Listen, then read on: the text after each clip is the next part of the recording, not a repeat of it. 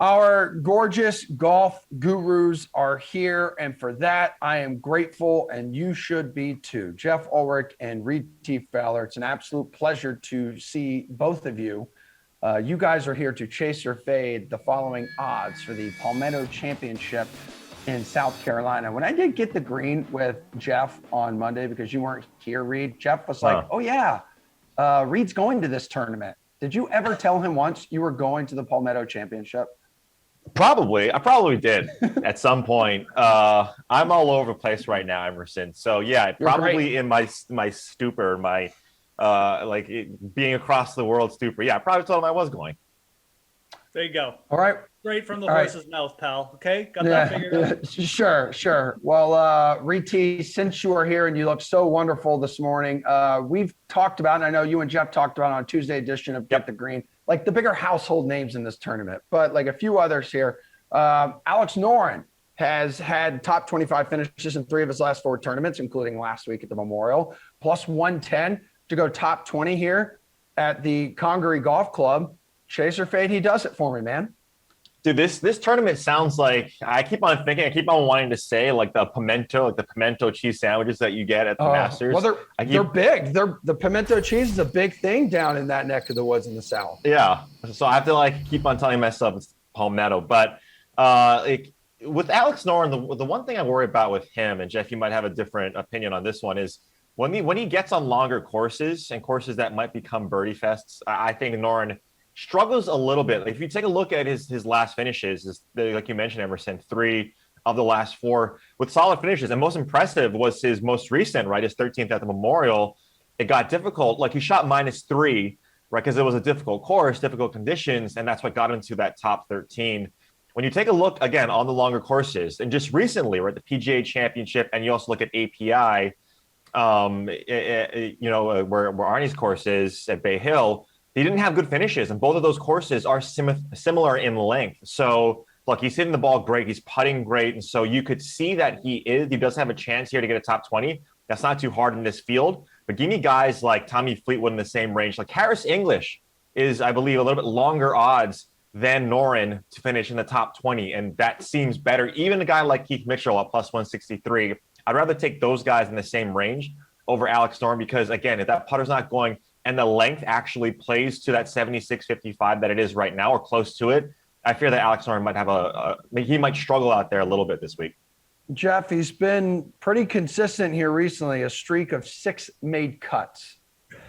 And look, Reid nailed it as usual. Like Alex Noren is great. He's consistent. He's probably a great to make the cut bet this week. He makes a ton of cuts. He makes cuts in majors. What he doesn't do is hit a lot of top 20s and top 10s. So, for him to be plus 110 and then have guys who Reid, some guys that Reid has already mentioned off, like Harris English at bigger odds than him, it's just not a good bet. Like you're just not getting near enough odds here for Alex Noren. Even you can just go to his player card. The dude's got 1 top 20 in his last 7 events, and then he's available at plus 110. Like we're basically asking him to hit this event or hit this mark in like every 3rd event here, every 2nd event. And I know it's a weaker field, but Noren is a dude who just says, you can just kind of see by his performance, he doesn't click as much with the ball striking as some of the other top players. The putter is obviously like his main weapon and around the greens, but if that goes a little bit, he's not going to hit this. And you really just need like a top end putting performance. Again, there's just so many other better top 20 bets. Like Camilo Villegas is a great example. Yeah. He's got 3 top 20s, in his last 7 starts. I mean, he's hitting at a much higher rate than Alex Noren. Does he miss more cuts than Alex Noren? Sure, but he hits more top 20s, and you can get him at plus 350 on the DraftKings Sportsbook for a top 20. So I don't like these odds on Alex Noren. He's probably a good, solid cash game play for DFS, but for the betting market in top 20s, no, I'm definitely out. Well, let's go with Rafa Cabrera-Bello plus, what is that, 8,500 to win? Long odds for sure. But if you look at his last few tournaments here, T3 after round 1 at the Byron Nelson, T5 at the Memorial after the first round. So, Geoff, chase or fade that you look at a round 1 leader bet for this dude at plus 6,600. I mean, yeah, I'm definitely a little bit more behind this. I mean, like round one leader bets are, you talk about variance. Trying to hit guys to win tournaments is hard enough. Trying to hit them to win one round of golf is crazy. But we have seen this trend from Rafa, and not just like this year, but kind of over his career. When he starts to get in playing pretty well and confidence with the greens, he will come out and just start quick. So plus 6,600 in this field, like that's fine to take a shot with Rafa. I really don't hate that. And quite frankly, Rafa's a consistent player when he's playing well, but he really doesn't win that much. He's never won on the PGA. So I would probably rather take him at slightly shorter odds to be the first round leader than to even take the longer odds to win on the L rate, because we just don't really see him finish off events that much. The first round leader board is wide open this week. We've got two good players, but then kind of just everyone else. So Rafa plus 66. I'll throw out Seamus Power, a guy I'm kind of looking at plus 9,000. Even my guy Camilo. Those are kind of names that guys that can pop with the putter. So I don't mind this at all. Reid, how much faith do you have in betting him to be a round one leader plus 6,600? Yeah, like the most faith that you can have in someone first round leader is like 1%. Because it's 156 golfers. Like the last 2 weeks, right? We had 120 man fields, and like that gives you a better shot, obviously, than this week with 36 more golfers.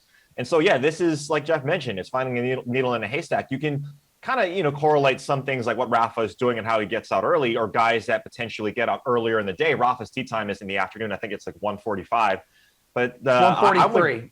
12:43, yeah. So I'm with Geoff here. Like Seamus Power at plus 9,000. Look at what his finishes in 2019. His best finishes on the PGA Tour, RBC Heritage and Wells Fargo. Right, that's in this neck of the woods, and he's at plus 9,000. I'll throw out another guy. This is Geoff's boy, Hank Lebioda, plus 9,000. Approach and putting, lefty. If it's not TPJ the Wizard, it's Hank Lebioda, the lefty spot. So the southpaw, he's playing well right now with his approach and his putting. And that's what you need, right? You need to come out firing with your putter. That's what both these guys are doing. Seamus has more power.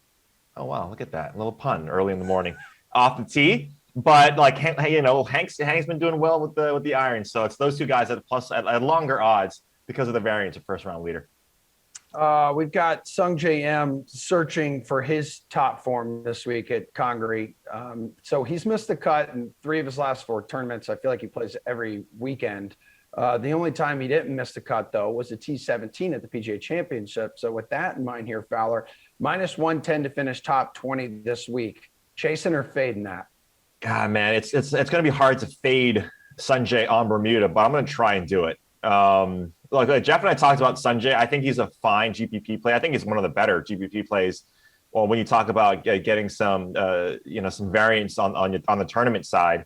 But boy, like trying to lay juice on this guy who's got one bad round over the last, 3 or 4 tournaments that he's played, like really bad. Not just like, oh, I missed a few putts here. Like he's just lost irons and putting and around the green. But like Sanjay's on Bermuda. The thing that you have to lay, though, is you have to lay the juice to get this guy top 20. And he's missed the cut, like you mentioned, Emerson, in 3 of the last 4. So I'm going to fade it, even though I don't feel good because Sanjay on Bermuda is like, peanut butter and jelly. Yeah. All right. Go ahead, Geoff. I've been distracted by food.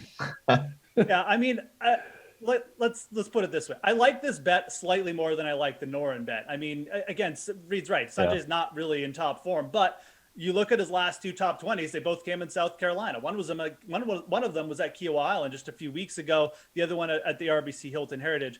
These are the type of spots where Sanjay comes alive. He loves the Bermuda. He loves these type of like southern courses where he gets on the Bermuda grass. It's just his thing. He's got massive Bermuda putting splits. And again, we've talked about this before, but we have a large sample on this. So he hits top 20s at a far greater rate than a guy like Noren as well. And you're really not getting, the very similar odds. You're slightly under plus money here, but it's really still not good enough like to take this bet. I mean, again, I think you should be looking way down the board in the top 20 market, down towards guys like Camilo, maybe even like Ben Martin down there, because the odds are bigger and a lot of those guys are playing well and they often come alive in weaker fields. So I like Sanjay more than I like Noren for this bet for sure. I actually like Sanjay more than I like a lot of the top guys. And I think if you are looking to just like lay like a 1-unit bet or something on one of the top players for a top 20, Sanjay is fine. But I think looking down the board is going to be more profitable in the long run this week. Guys, 1 minute left in show, so let's go ahead and just get your pick to win this week. Final week before the U.S. Open next week. So, Reid T. Fowler, who do you like? I'm going to go with Poulter. This is a Ryder Cup year. This guy loves, obviously, the Ryder Cup. His number's at plus 2,800, so like that's a little bit short, but I like his style on these longer courses, ball striking, putting. He's got it going, and he's in form right now. And if anything, if you ever want to chase Poulter, it's a guy who's in form. So give me Poulter. Coming off a T3. Jeff and I talked about that the other day with it being a Ryder Cup year. He's on leaderboards now all of a sudden. Geoff, real quick, dude. Yeah, no, I like Harris English. The price you're getting here is absolutely fine. He's played well the last couple of events, quite frankly. Around plus 2,900 on the DraftKings Sportsbook. Long shot for me will be Camilo Villegas, but I think these odds on Harris are actually very good for the top of the board.